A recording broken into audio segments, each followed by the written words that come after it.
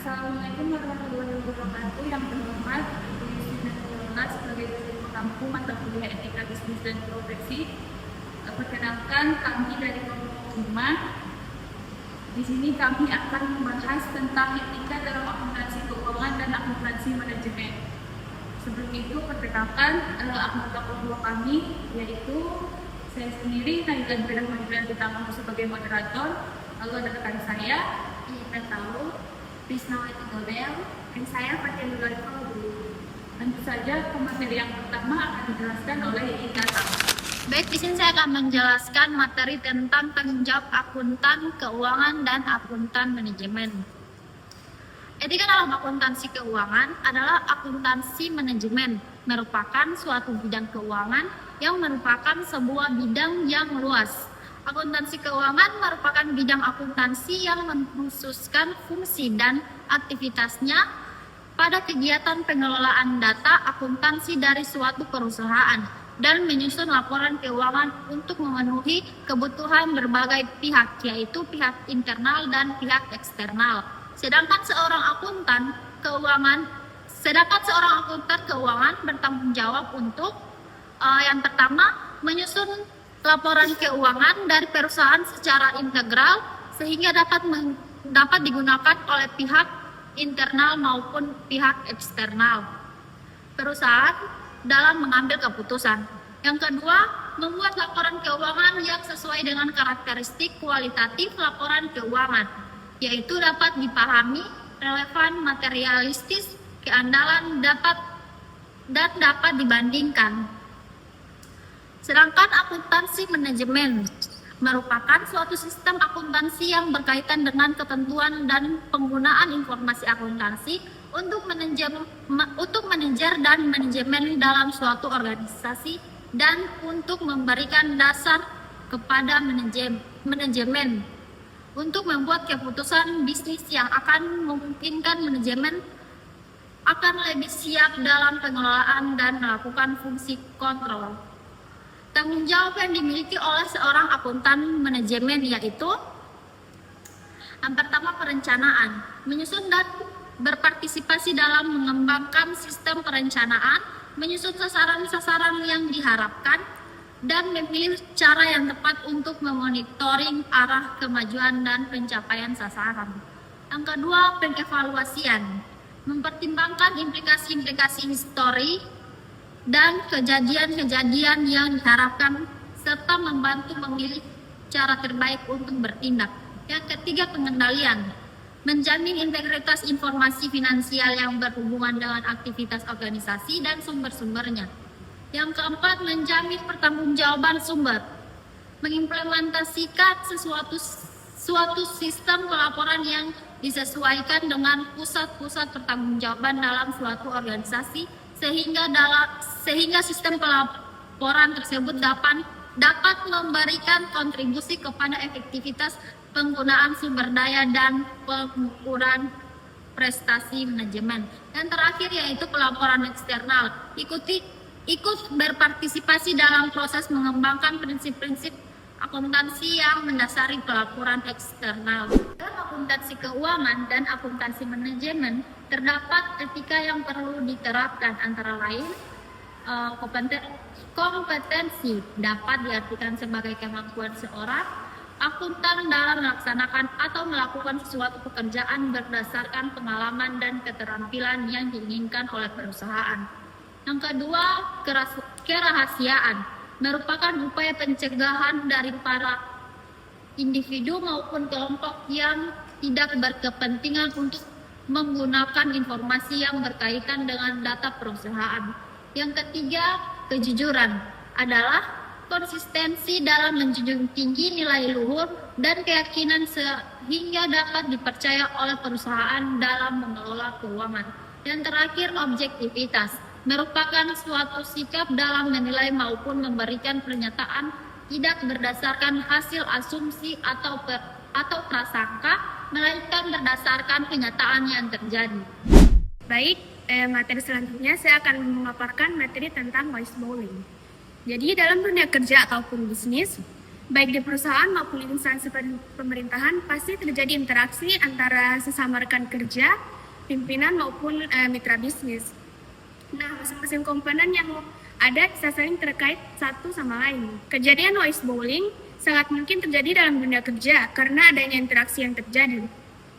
Terlebih, jika perusahaan ataupun instansi tidak memiliki pengawasan yang sehat. Sebab, semakin dalam membahas tentang whistleblowing, kita juga harus paham dulu apa itu artinya whistleblowing. Whistleblowing adalah pengungkapan atas kecurangan yang terjadi di sebuah organisasi. Jadi whistleblowing itu adalah sistem yang penting sebab mungkinnya belum ada sistem yang efektif yang mendorong karyawan untuk melaporkan kesalahan. Menurut Lear dan Michelle, hampir semua whistleblower pada awalnya mencoba melaporkan pelanggaran menurut jalur internal sebelum menggunakan jalur eksternal. Namun, whistleblowing eksternal mengacu pada suatu tindakan yang mana seseorang karyawan mengungkap kesalahan yang dilakukan organisasi kepada seseorang di luar organisasi itu, baik secara anonim maupun mengidentifikasi. Sedangkan whistleblowing internal mengacu pada tindakan pelaporan kesalahan pada seseorang di tingkat dalam organisasi perusahaan tersebut. Selanjutnya ada jenis-jenis bowling. Jenis-jenis bowling ada dua, pelaporan internal dan pelaporan eksternal. Masing-masing jenis tersebut memiliki pengertian yang berbeda. Kalau whistleblowing internal bisa terjadi jika ada pegawai yang tahu adanya penyelewengan dan kesalahan oleh pegawai lain. Setelah itu, dia melaporkan kejadian itu pada orang yang tepat. Berbeda dengan whistleblowing eksternal, jadi pada jenis pelaporan eksternal itu, pelaporan terjadi jika ada pegawai yang tahu adanya penyelewengan dilakukan organisasi atau lembaganya. Kemudian dia menyampaikan pada masyarakat karena memang penyelewengan tersebut berdampak dan merugikan mereka. Sehingga perbuatan tersebut bisa mencerminkan perilaku sebagai warga masyarakat yang baik. Pelaporan merupakan salah satu cara yang bisa digunakan sebagai salah satu alat untuk mengutarakan dan menginformasikan tentang berbagai tindakan yang menyimpang dan terindikasi kejadian tersebut di dalam perusahaan, lembaga, ataupun instansi. Selanjutnya ada creative accounting. Creative accounting adalah tindakan penyusunan laporan keuangan untuk memanfaatkan teknik dan kebijakan akuntansi guna mendapatkan hasil yang diinginkan. Creative accounting merupakan bagian dari akuntansi, tetapi juga dapat menjadi bagian dari standar akuntansi. Motivasi dan perilaku yang manusialah yang membuat creative accounting jadi ilegal atau legal, etis atau tidak etis, atau baik atau buruk. Buku ini ditulis dengan motivasi bukan untuk membuat belajar trik curang dalam menyajikan laporan keuangan, melainkan bertujuan agar pembaca lebih kritis terhadap penyajian laporan keuangan dan tidak menjadi korban dari teknik manajemen laba ataupun skandal akuntansi yang akan terjadi. Tujuan kreatif accounting biasanya untuk yang pertama menaikkan laba perusahaan, yang kedua menarik investor, yang ketiga mengurangi pajak, dan yang keempat membuat kinerja perusahaan terlihat stabil. Perbedaan dengan fraud adalah kreatif accounting masih memanfaatkan fleksibilitas aturan, sedangkan fraud sudah termasuk tindakan kecurangan yang melanggar hukum. Baik, di sini saya akan menjelaskan tentang fraud auditing. Fraud auditing merupakan proses pemeriksaan khusus yang dilakukan untuk mendeteksi, menyelidiki, dan mengungkap adanya tindakan kecurangan atau fraud. Dalam suatu perusahaan atau organisasi, pemeriksaan ini dilakukan ketika terdapat indikasi penyimpangan seperti manipulasi laporan keuangan, penggelapan aset, penyalahgunaan jabatan, atau transaksi yang mencurigakan.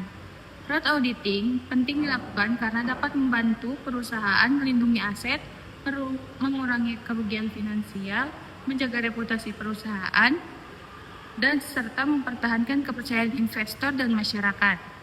Selain itu, fraud auditing juga berfungsi sebagai upaya pencegahan agar kecurangan tidak terulang kembali. Proses auditing dilakukan secara sistematis melalui beberapa tahap, yaitu investigasi awal untuk menemukan indikasi fraud, pengumpulan bukti melalui pemeriksaan dokumen dan transaksi, analisis data untuk menemukan pola kecurangan, serta penyusunan laporan hasil audit yang berisi temuan bukti pelaku dan dampak kerugian yang ditimbulkan. Lalu di sini ada fraud accounting. Fraud accounting merupakan tindakan kecurangan dalam bidang akuntansi yang dilakukan secara sengaja untuk memperoleh keuntungan pribadi maupun kelompok tertentu dengan cara memanipulasi informasi keuangan perusahaan. Kecurangan ini dapat berupa manipulasi laporan keuangan, penyalahgunaan, serta tindakan korupsi seperti suap dan markup anggaran. Akibatnya, laporan keuangan tidak lagi mencerminkan kondisi perusahaan yang sebenarnya dan dapat merugikan perusahaan, investor, maupun pihak lain yang berkepentingan.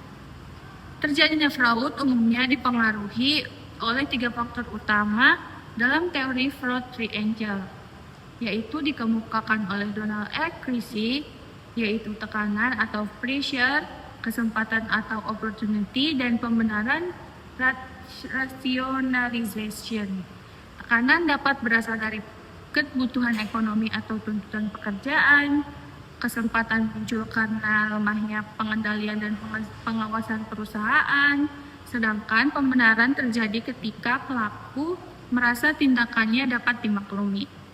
Oleh karena itu, perusahaan perlu menerapkan pengendalian internal yang kuat, meningkatkan sistem pengawasan dan audit, serta membangun budaya etika dan integritas dalam lingkungan kerja agar tindakan fraud dapat dicegah dan diminimalkan. Di kesimpulan materi kami yaitu tanggung jawab akuntan keuangan dan akuntan manajemen sangat penting dalam menyediakan informasi keuangan yang akurat untuk pengambilan keputusan perusahaan. Dalam menjalankan tugasnya, akuntan harus menerapkan prinsip kompetensi, kerahasiaan, integritas, dan objektivitas agar tercipta profesionalisme dan kepercayaan. Selain itu, whistleblowing berperan dalam melaporkan tindakan tidak etis atau kecurangan dalam organisasi. Creative accounting dapat menimbulkan penyajian laporan yang menyesatkan apabila digunakan secara berlebihan. Sedangkan fraud accounting merupakan tindakan kecurangan yang dilakukan secara sengaja dalam bidang akuntansi. Oleh karena itu, fraud auditing diperlukan untuk mendeteksi, menyelidiki, dan mencegah terjadinya kecurangan sehingga perusahaan dapat menjaga transparansi dan keberlangsungan usahanya.